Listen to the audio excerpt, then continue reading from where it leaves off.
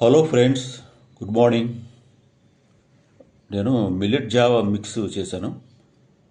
మామూలుగా మనం రాగి జావా పెట్టుకుంటాం కదా, చోడి జావా. అలాగే నేను మిల్లెట్ జావా చేశాను. ఇందులో రాగులతో పాటు కొర్రలు, సగ్గుబియ్యం, బార్లీ, వామాకు, ఆ, వాంపొడి పొడి వాంపొడి, మునగాకు వేశాను. ఇక వాటి గురించి ప్రత్యేకంగా మీకు చెప్పక్కర్లేదు, తెలుసు మీకు. సగ్గుబియ్యం, బార్లీ, మునగాకు వీటి ఉపయోగాలు. ఇది పొద్దున్నే ఒక గ్లాస్ తాగితే చాలా మంచిది. కావాలంటే రాత్రి సాయంత్రం కూడా తాగొచ్చు. ఈ ఒక గ్లాసు నీళ్ళలో, మరిగే నీళ్ళలో కొద్దిగా జావపిండి వేరే గిన్నెలో ఒక టేబుల్ స్పూను కలుపుకొని ఆ మరిగిన నీళ్ళలో వేసేసుకోవడం. 5 నిమిషాలు మరిగిన తర్వాత దింపేసి కాస్త మజ్జిగ, నిమ్మకాయ కలుపుకోవాలి. నేనైతే జావ చేసుకుని తాగడానికి రెడీగా ఉన్నాను. ఇది ఎలా చేయాలో మీకు చూపిస్తాను, రండి. ఈ జావ వల్ల BP, sugar, thyroid issues, weight loss, gas troubles, acidity and even cancer treatment తీసుకునే వాళ్ళకి, కీమో తీసుకుంటారు కదా, వాళ్ళకి చాలా బలాన్ని ఇస్తుంది. కొంతమంది చెప్పారు, కీమో తీసుకునే వాళ్ళు కొంతమంది చెప్పారు, ఈ జావ మీద బతుకుతున్నాం, జావ మీద ఉంటున్నాం, చాలా బలంగా ఉంటుందని చెప్పారు. సో ఈ పవర్ఫుల్ డ్రింక్ మీరు కూడా ట్రై చేయండి.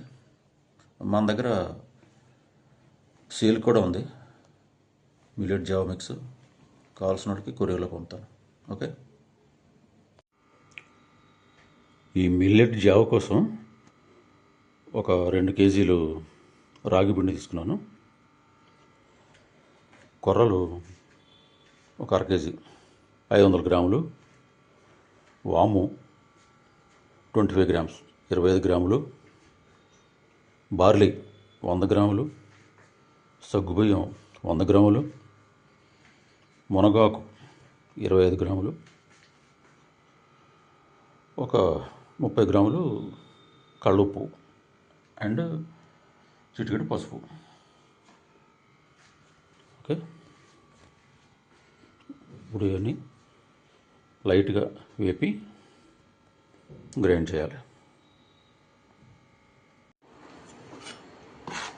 ఈ రాగిపిండి ఒక 5-6 నిమిషాలు సిమ్లో పెట్టుకొని వేపుకుంటే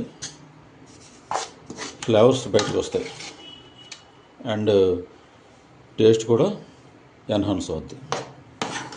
ఓకే.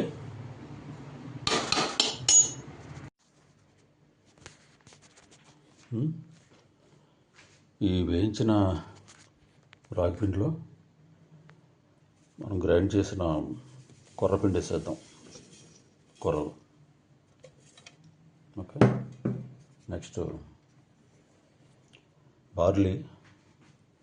బార్లీలోనే వాము కూడా కలిపేసి గ్రైండ్ చేశాను, ఇది కూడా కలిపేద్దాం. నెక్స్ట్ సగ్గుబియ్యం కూడా గ్రైండ్ చేశాను.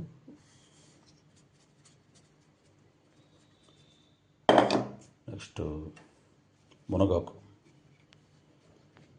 పొడి, కొద్దిగా పసుపు, సాల్ట్ ఆల్రెడీ గ్రైండ్ చేసేటప్పుడు కలిపేసాను సాల్ట్. ఇప్పుడు ఇదంతా మిక్స్ చేసుకుందాం.